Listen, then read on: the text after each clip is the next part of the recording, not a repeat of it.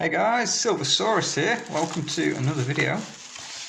So, I just split this unboxing up. They came from different places. Now we have an envelope, in an envelope, in an envelope. And in here we have two more bullion sovereigns. And let's take a look. So, we have two young heads here. Young Victoria. These are my first young heads, I think, off the top of my head.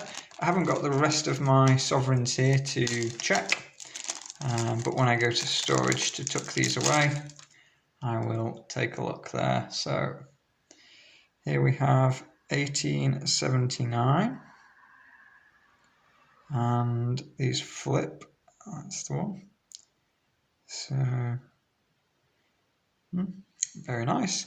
This is one of the most preferred heads for collectors because it's just a better design, I think. People just prefer the younger head to the kings, and then also instead of the older heads of Victoria. So that is what we've got, and this one is 1884. These, if they're in nice condition, tend to sell a little bit of a premium over bullion Sovs, but I just bought these as bullion. They were a good price on there. So they weren't best value. They were specifically young heads, but the price was about the same. I'm trying to think. Gold price hasn't really moved that much recently. There's not been any big dips, so I just sort of bought these, just as part of my ongoing, buy regular averaging. And then we have 4 more sovereigns to the tube, which should take me over 20 for the sovereigns from memory. I think I had around 17 before the video, so adding obviously 4 more. 2 of them aren't sovereigns though. One is the Una Libra from Peru, and one is the Turan from South Africa, but they are both the same dimensions and gold content as sovereigns, so I've just thrown them in the tube for now. But if we're getting technical, about 20 sovereigns. So in terms of my strategy going forwards, picking up 1 ounce gold coins on the dips and just buying into sovereigns, averaging into them every couple of weeks, depending on the price and things as well. So like I say, if there is a big dip, I will buy a little bit more. Otherwise, a couple of sovereigns every other week, and just keep ticking along. So, we had a couple of dips in August or September, which presented some good buying opportunities, and earlier in the year. But more recently, as I record the video, at least the price has been a bit more steady. So that is all for today. Let me know, guys, what do you think of the new pickups? Do you like the kings better? Do you like the queens better? Are you a fan of the young head?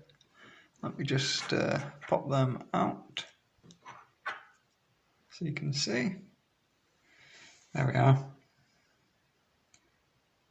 What do you think? I personally think I'd go with the young heads if the price was the same.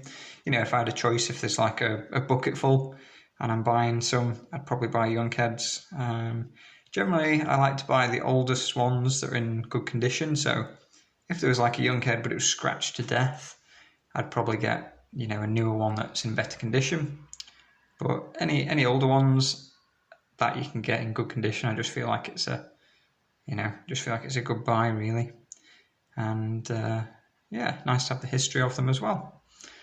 So that is all for today. The top 2 came from Atkinson's. I've done about half a dozen orders from them over the years, and delivery tends to be pretty well. Delivery itself, once they've eventually dispatched, seems to be okay. But it took them a week to dispatch these coins, and they were in stock when I ordered. But yeah, these two came from a smaller dealer and had them literally within 24 hours. So yeah, a little bit disappointed on Atkinson's recently. I know there are other dealers. You're obviously welcome to choose your own. And if you've got a local coin shop, I think it's worth going into there and buying some to build up a bit more of a reputation. And you know, some options for when you come to sell. I did check my local coin store, but it was out of sovereigns at the time. Just, you know, the ones he had in were already sold, and then he had some really bad condition ones, which he was, you know, not keen to sell those. They were going to melt. So let me know, guys, which do you prefer?